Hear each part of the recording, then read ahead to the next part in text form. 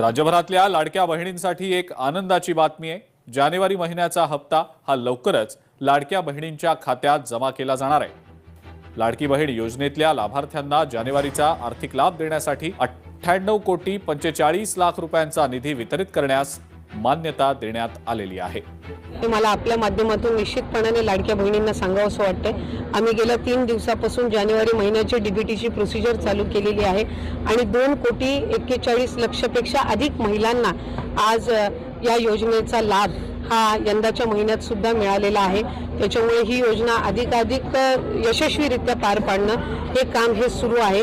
ज्या महिला स्वतःहून व्हॉलंटरीली स्वतःहून पुढे येऊन या योजनेमध्ये आम्ही पात्र आता नाही आहोत, आमचं लग्न झालेलं आहे, आम्ही आता इतर राज्यांमध्ये वास्तव्य करायला गेलेलो आहोत किंवा आमचं उत्पन्न वाढलेलं आहे, सरकारी नोकरी लागलेली आहे, आम्ही नवीन वाहन घेतलेलं आहे, या विविध कारणांमध्ये स्वतःहून येऊन विभागाकडे ज्या इच्छा प्रकट करतात की आम्ही ह्या योजनेमध्ये पात्र नाही आहोत, त्या जे काही 4-4.5 हजार असतील त्या संदर्भातलाच त्या जी काही रिफंड घेण्याची प्रक्रिया आहे त्याला आम्ही जिल्हा जे अर्थ नियोजन विभाग आहे यासोबत आम्ही त्याच्यामध्ये समन्वय साधत आहोत। या व्यतिरिक्त कुठल्याही लाडक्या बहिणीचा लाभ परत घेण्याच्या दृष्टिकोनातून कुठलीही निर्णय, कुठलीही चर्चा, कुठलाही अशा पद्धतीची कारवाई झालेली नाहीये। अशा बातम्या काही मोठ्या प्रमाणात येतात, ते बातम्या वेगवेगळ्या अफवा पसरवण्याच्या सुरुवातीपासूनच या योजनेच्या संदर्भातलं सुरू आहे। कारण कुठे ना कुठेतरी विरोधकांनाही सुरुवातीपासून ही योजना खटकत होती, त्यामुळे त्यांच्या माध्यमातूनही आहे।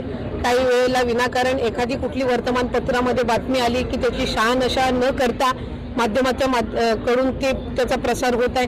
त्यामुळे मी आपल्या माध्यमातून सगळ्यांच्या माध्यमातून मला राज्याच्या जनतेला आणि लाडक्या बहिणींना सांगायचंय की ही योजना यशस्वीरित्या सुरू आहे। कुठेही आम्ही कुठल्याही पद्धतीने जबरदस्ती कोणाचा लाभ मागे परत घेण्याच्या संदर्भातला कुठलाही निर्णय घेतलेला नाही आणि त्या संदर्भातली कुठलीही कारवाई करण्यात आलेली नाहीये।